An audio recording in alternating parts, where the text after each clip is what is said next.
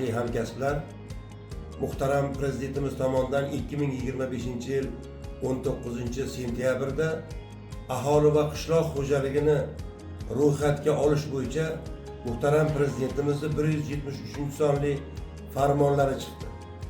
Mana shu farmon ijrosini to'laqonli bajarish va barchangizni mana shu farmon ijrosiga nisbatan faollikka chorlab qolaman.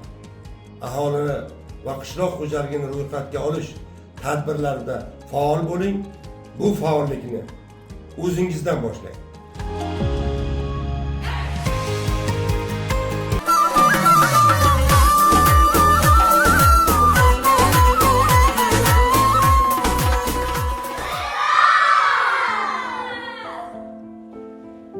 Mana shunday beg'ubor farzandlarimizni porloq kelajagi uchun ham aholi va qishloq xo'jaligini ro'yxatga olishga faol ishtirok etamiz.